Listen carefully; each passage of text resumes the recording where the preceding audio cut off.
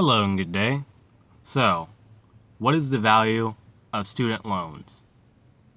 Today I would like to talk about the reasons people tend to take student loans and the potential gains and downsides to having student loans. So to begin with, the reason, generally speaking, most people get student loans is due to the intensive cost of tens of thousands to get one's degree. And usually, when one goes to college, they're early in their working career, whether that be directly 18 and just leaving the house or entering the workforce, or whatever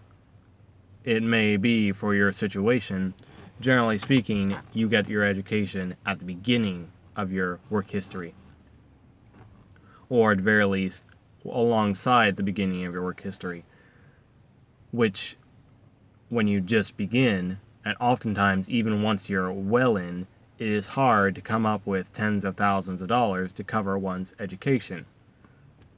fees, especially with how many people want to go to a specific college, whatever it may be, that costs several times more than what your community college may cost, despite the fact that there is no research, no real benefit to having a degree in one location or another, as long as they're both valid.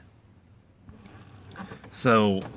the extra cost is just for entertainment, effectively. And usually, quite frankly, they cannot afford it, and therefore should not really go ahead and do so. If they're going to be educated, they should try to limit the amount of expenses, just like any product you would generally cover or buy if you cannot easily, without ever having to worry about the cost, cover it. Therefore, it is, generally speaking, tens of thousands, but can be even hundreds of thousands for something that somebody wants for a long-term career, something that could actually make them significant return, such as being a doctor, can cost hundreds of thousands in loans. Now, generally speaking, as I said before, college is something that younger people or people just beginning their work career do, and is usually pushed upon them, as in the recent history we consider college a very good thing, a very beloved thing, and something that we want all students, or many students, to be able to do. And so we generally, whether we realize it or not, pressure younger people into going to college, whether that is to delay having to think about their career longer, or to hopefully come up with a career that can return them capital, despite the fact they have no experience with work history and work career, so they don't really truly know what they're looking for. And as good as college is, quite frankly, you want to know what it is you're going to be after, because as good of a learning source as it is, you actually, one, have to pay attention, two, have to be motivated, and three,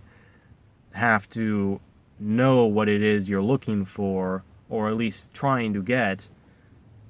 so you know which classes and which degree you're after.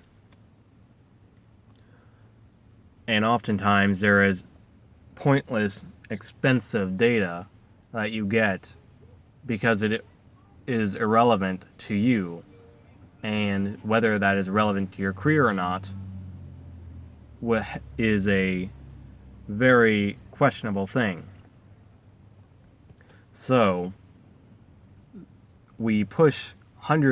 tens to hundreds of thousands of dollars worth of debt onto the younger generation or the new workforce in the hopes of making them more prepared, but in actuality, most of them are not prepared and are ending up being stuck in unbankruptable or unavoidable loans after they have already achieved these loans. They often cannot even find a degree or make use of their degree. Or if they do, it usually takes them many more years to build up to a level of income that would have been worth the degree. And oftentimes, even without the degree, they could have still have found something of equal value. So college is good for education, but you have to know what you want, and it is best to actually be able to afford it rather than taking out student loans and then us assuring that students can take out up to $100,000 worth of debt despite having no history and no security in being able to pay that back. And we wonder why we have well over $1 trillion worth of student loan debt and why so many people are being forced to delay buying a house, having children, getting married, and just retirement, prepping for retirement. It's not looking good that most people cannot figure out how to deal with it and have it end up having it so long that they treat it as a pet. This is a loan, this is a debt, and though generally speaking the interest rates will be a little lower, it is still something that will limit you and make it significantly harder to achieve one's financial freedom.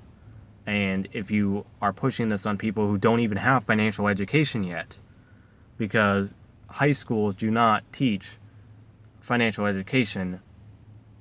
very much and very well. At best, there might be a few things that occasionally will teach about more career-related things. However, people go through high school knowing very little about financial education unless their parents teach them. And then they are pushed towards going to college, and then maybe they'll figure out about finances afterwards, after they already built up a ton of debt. So, hopefully this helps you guys to be more aware of student loan crisis and to at least have food for thought about what can be done and what should be done and how you view student loans and whether or not they're worth having and whether or not it's better to buy or not even have unless you're in a unique situation of assurance. And if you guys have any questions or comments, feel free to leave them down below. And if you would like to hear more content like this, feel free to subscribe and have a good day.